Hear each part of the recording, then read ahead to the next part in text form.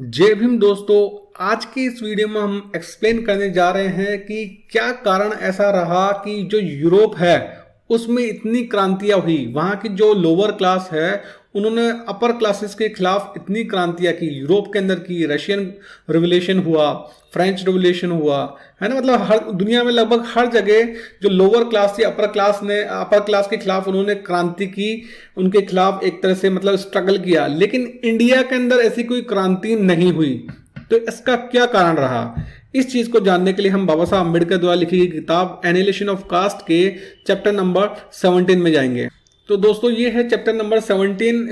इस चैप्टर को आप डिटेल में जो हमारे चैनल की जो प्लेलिस्ट है एनिहिलेशन ऑफ कास्ट के, उसमें प्लेलिस्ट में जाकर इस चैप्टर नंबर 17 का डिटेल वीडियो देख सकते हैं। यहाँ पर हम सिर्फ एक जो ये कॉन्सेप्ट है कि दुनिया में हर जगह क्रांति हुई लेकिन यहाँ इंडिया में क्रांति नहीं हुई, उसको इस चीज के अंदर देखेंगे और इसको एक्सप्लेन करेंगे। बाबा साहब कहते हैं कि there have been social revolutions in other countries of the world, why have there not been social revolutions in India is a question which has necessarily troubled me। और सब कहते हैं कि दुनिया में हर जगह सोशल रिवोल्यूशंस हुए हैं, सामाजिक क्रांति हुई है, लेकिन इंडिया के अंदर नहीं हुई। तो ये क्वेश्चन बाबा साहब को बहुत परेशान करता है। इसका वो क्वेश्चन आंसर ढूंढने की कोशिश करते हैं। इसके लिए वो कहते हैं there is only one answer which I can give and it is that the lower classes of Hindus have been completely disabled for direct action on account of this rigid system of चतुर्वर्ण्य।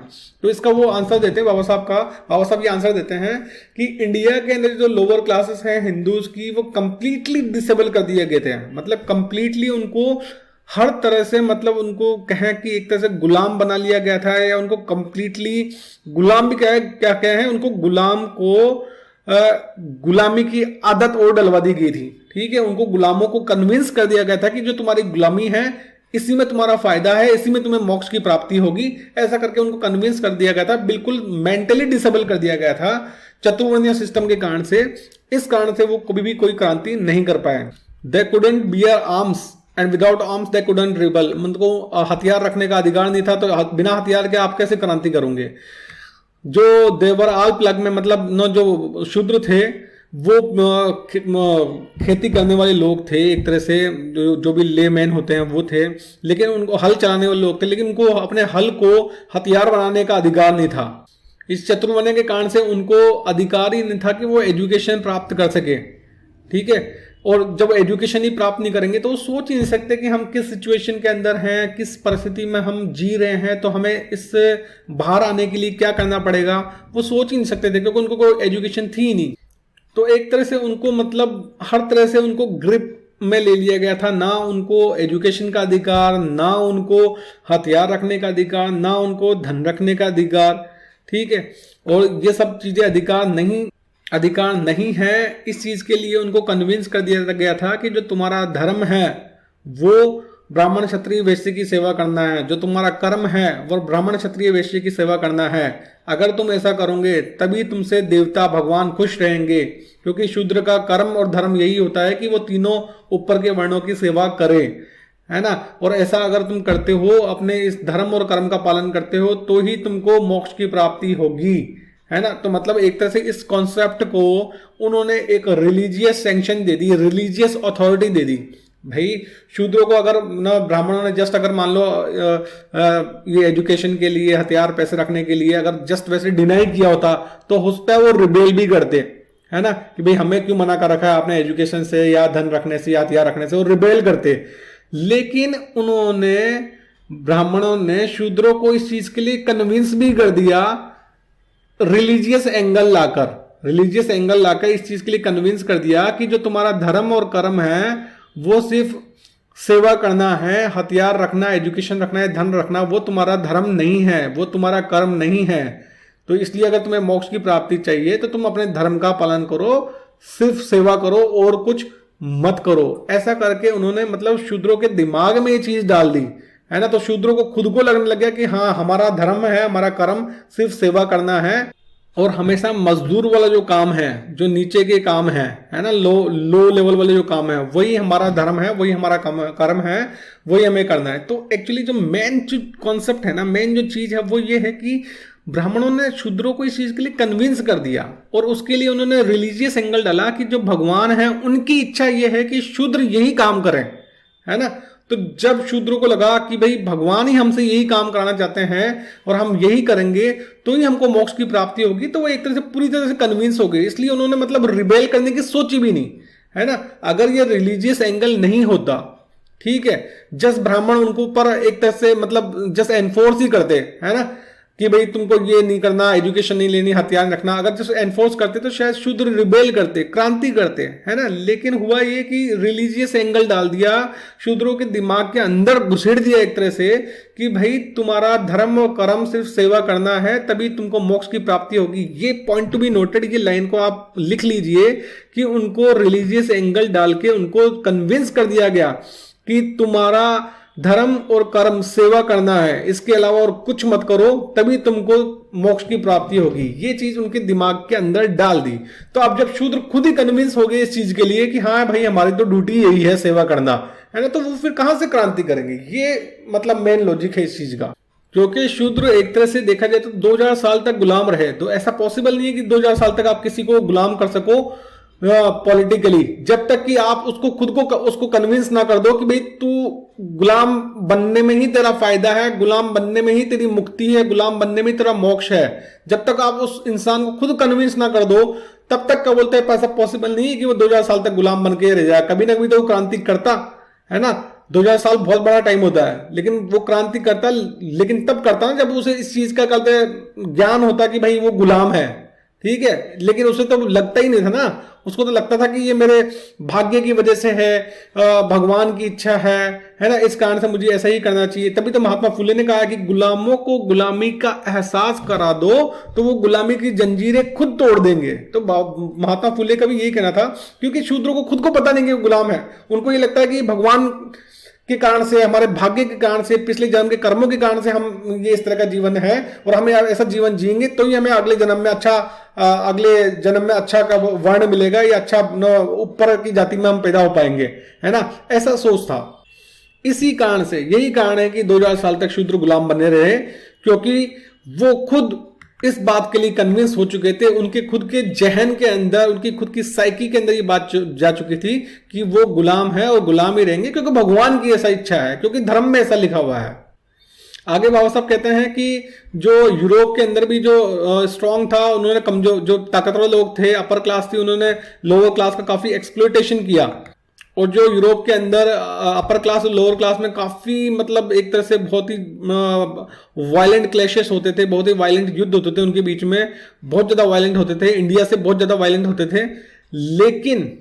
लेकिन Europe के अंदर कभी भी upper class ने lower class से उनकी जो basic चीजें हैं, जैसे एजुकेशन या right to have the weapon, हथियार रखने का अधिकार या धन कमाने का अधिकार, ये मतलब अधिकार, जो बेसिक अधिकार है, वो कभी लोअर क्लास से छीने नहीं, या उनको इस चीज को रिलीजियस सैंक्शन नहीं दी कि भाई तुमको ये चीज रखने की जरूरत ही नहीं है क्योंकि धर्म में ऐसा लिखा हुआ है। ऐसा यूरोप में कि अपर क्लास ने कभी भी नहीं किया। अब क्योंकि यहाँ यूरोप के जो लोअर क्लास थी उनको मिलिट्री में शामिल होने की परमिशन थी, है ना, वो पॉलिटिक्स में जा सकते थे, उनको एजुकेशन प्राप्त करने की वो परमिशन थी।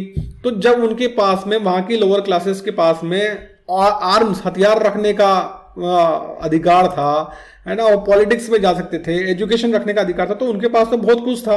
तो अब इसी कारण से वो वहां की लोअर क्लास हमेशा अपर क्लास के खिलाफ मतलब षड्यंत्र, वो स्ट्रगल करती रही और बहुत बड़ी क्रांतियां भी की। उसका एग्जांपल फ्रेंच रेवोल्यूशन है, रशिया में मान लो रेवोल्यूशन है, यूरोप की ओर बहुत सारी क्रांतियां हैं जब लोअर क्लासेस ने अपर क्लासेस को लगभग उखाड़ के फेंक दिया। उसका कारण सिर्फ यही था कि वहां की लोअर क्लासेस के पास में धन रखने का, वेपन्स रखने का और एजुकेशन पाने का अधिकार था। वहां की अपर क्लास ने लोअर क्लास से ये अधिकार कभी भी नहीं छीने थे। इसलिए बाबा साहब कहते हैं दीज 3 वेपन्स, ठीक है, आर्म्स हो गया, एजुकेशन हो गया, पॉलिटिकल वेपन हो गया, these 3 weapons for emancipation were never withheld by the strong from the weak in Europe, है ना। जो ताकतवर लोग थे यूरोप के अंदर, तो उन्होंने कमजोर लोगों से कभी भी ये वेपन्स, एजुकेशन का, हथियार रखने का अधिकार, ये कभी भी छीने नहीं थे। और all these weapons were however denied to the masses in India by chaturvarnya, ठीक है। और लेकिन इंडिया के अंदर ये तीनों हथियार, धन रखने का, एजुकेशन, हथियार रखने का अधिकार, वो चतुर्वण्या सिस्टम के कारण से शूद्रों से छीन लिया गया था। इसलिए यहां पर कोई क्रांति नहीं हुई। There cannot be a more degrading system of social organization than the Chaturvarnya. It is a system which deadens, paralyzes and cripples people from helpful activity. ठीक है, तो कुल मिला के बॉटम लाइन वही है कि बाबा साहब ने यूरोप और इंडिया कंपेयर किया है, और यूरोप में वहाँ क्रांतियाँ होती रही है। उसका रीजन यही है कि वहाँ पर जो अपर क्लास थी, पावरफुल लोग थे, उन्होंने कभी बेसिक चीज़ें, education, right to have the weapon, हथियार रखने का अधिकार, धन रखने का अधिकार, वो कभी भी लोअर क्लास से छीना नहीं।